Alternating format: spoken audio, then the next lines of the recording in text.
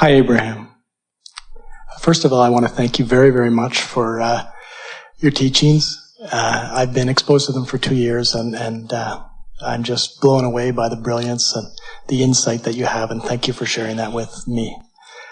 I'm a businessman. I run a biofuel business, and one thing that I've noticed over the last maybe 10 years is that there seems to be like a glass ceiling. The business is new, and we move fuel all over North America. And one thing that I notice is that when we do something new and great, it's like we lose something. And so there seems to be this balance that I can never push through. When something gets lost in the business, I feel fear, I feel disappointment. I go through the whole range of negative emotions. And, for example, losing something. Losing a deal that may be bringing revenue into the company. It makes me feel that maybe I can't support my employees. Maybe eventually I would lose the company, which is kind of crazy since I've run it for 16 years.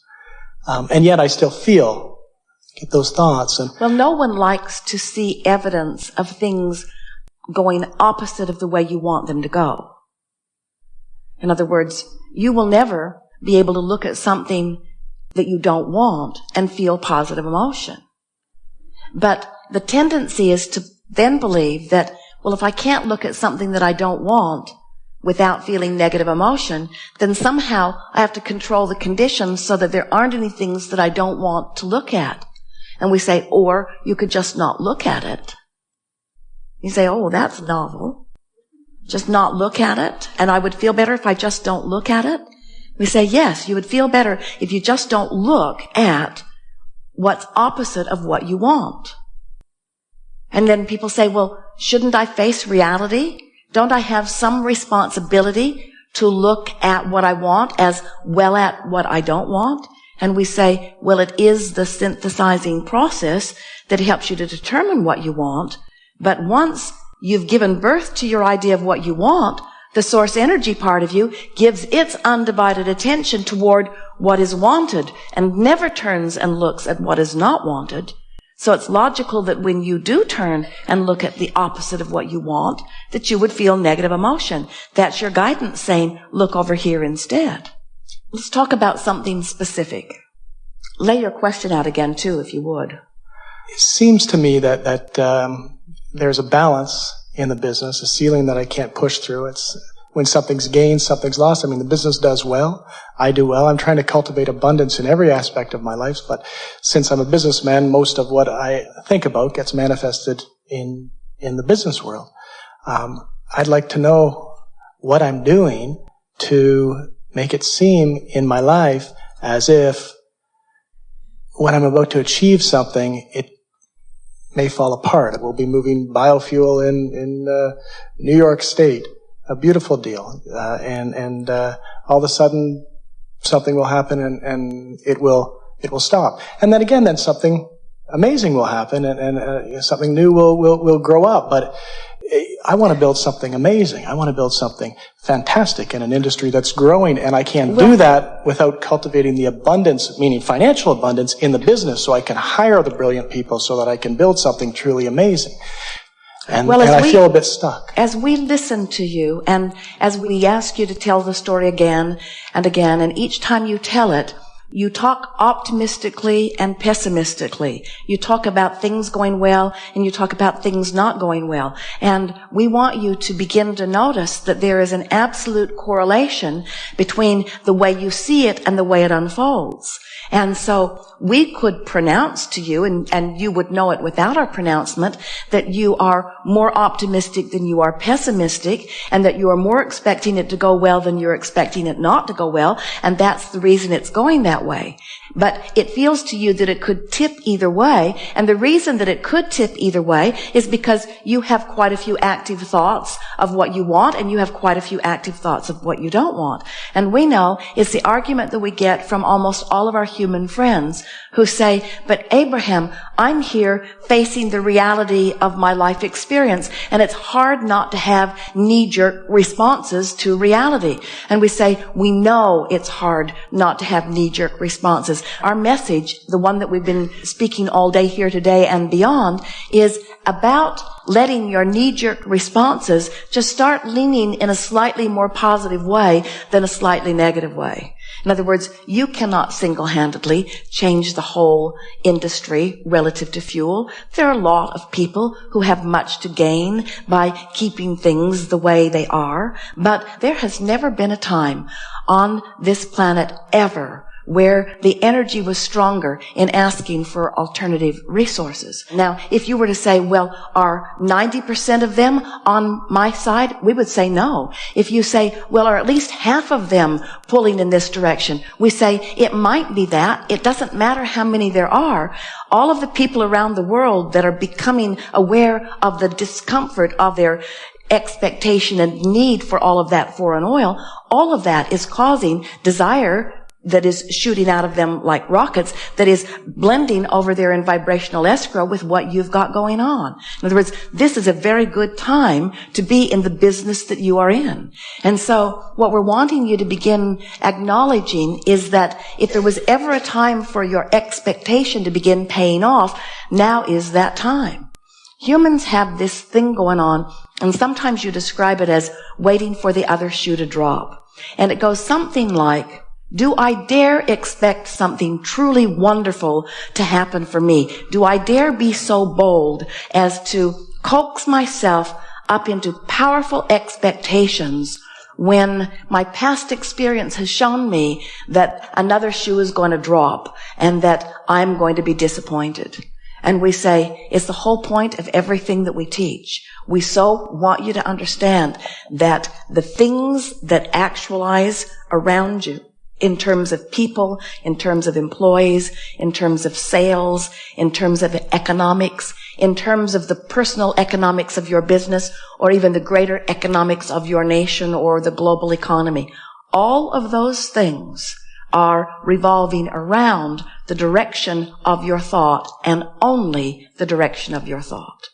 So when you said, I have a very good business, which was really a downstream statement, and then you said something like, and I have a lot of responsibility to the people who are working with me, which was a sort of upstream statement. You could tell by the way it felt. We know you're hearing it already, but what we want you to leave here determined about is that we don't want a condition to break loose and then to have a feeling of relief in response to it. We don't want something to go wrong and then you have a feeling of sadness or fear in response to it. We want you to decide that you are going to direct the thoughts in order to induce the feeling response. In other words, you are the maker of the feeling of relief. You're no longer asking for the economy to be the maker of the feeling of relief, or somebody to buy your product and that to be the maker of your feeling of relief. You're going to start counting on something that you can count on, which is your ability to direct yourself slightly downstream instead of slightly upstream. You're going to start pointing yourself deliberately downstream in order to induce relief, because someone who can irrationally induce relief will always have outrageous success. Thank you. Thank you. We want you to be irrational in your willingness to produce personal relief in your belly. And as you do that, that means you will consistently be releasing resistance, which means all that time that you've been living all that stuff, you're not the only one that has put this magnificent business out there in your vibrational future. Billions of people around the planet have put this magnificent business out there in the future of so many of you, you see. Don't use your rationale to line up with it. Use the power of your ability to direct your thought. You line up with your dreams about this, and the universe will find a way to carve out a niche for you. And anybody standing back and watching you will say, it is amazing what's going on with you. This doesn't happen to anyone. And we say, happens to everyone who is irrationally able to induce their own relief. We have enjoyed this interaction immensely. It is great fun to come together with those like you who are coming to understand that you are creative geniuses in physical bodies. We know that we have been repetitive here today, and in many cases it has seemed a little bit slow going in the sense that we have been talking about vibrations and we've been talking about downstream.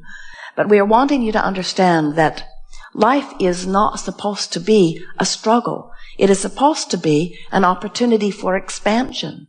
And when you allow yourself to move in the direction of the part of you that is already expanded, then it is a life-giving feeling of vitality that pours through you. You didn't come into these physical bodies to muck around and merely survive. You came forth with the intention of really being stimulated to personal things that really get your juices flowing. And what we notice among so many humans is that while your juices do occasionally get flowing, you don't consistently enough hold yourself in the direction of those flowing juices to really begin to build up the momentum for the passion for life in the way that you intended. It's only the little ones who are still doing that for the most part. You are a group of beings who can be different. You can make the decision to reach for the best feeling thought that you can find, or to find the thought that feels a little better. And you can begin to build momentum. The only thing that keeps you from building momentum toward this fast-moving energy stream that is already in motion for you is that you keep saying, well, maybe, or maybe not. Well, maybe, or maybe not. It's the contradictory thought that keeps sort of short-circuiting you and slowing down your momentum.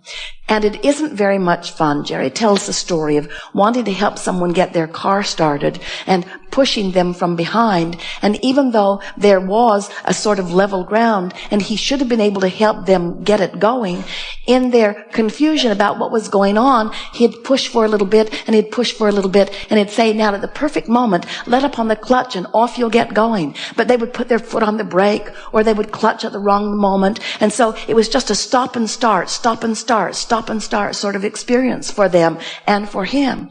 If you're wanting to live your life in the way you intended as you came forth into this physical body, we want you to begin to ask for the momentum of your life that you deserve. Because we want you to know that from our point of view, the momentum is so superb. And if it weren't for those contradictory thoughts that you keep finding and embracing and then pushing against, you would not stop your momentum and it would get going. And then those things that are the inevitable unfolding of the things that you would want, like your business expansion or like your lover coming or like your orgasm that you are looking forward to or like your Rolls Royce. As you are allowing the momentum of this energy to carry you and you are reaching for the best feeling thought that you can find, you're going to begin to discover that the whole reason that you wanted the Rolls Royce was for the reason to have this ride of momentum to begin with.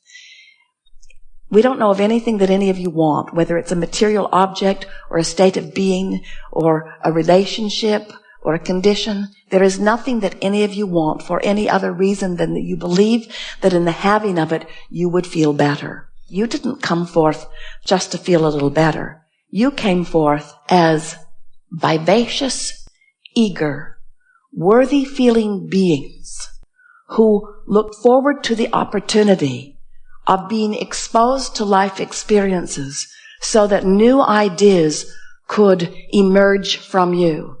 And you so loved the feeling of the new idea emerging because you knew that when the new idea emerged as a result of your life experience, that the resources that create worlds would then go to work on preparing the inevitable future for the culmination of that which you had set into motion.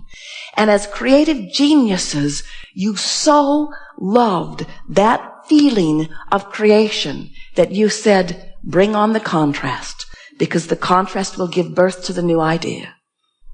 Be easy about all of this. Be playful about it. Don't work so hard.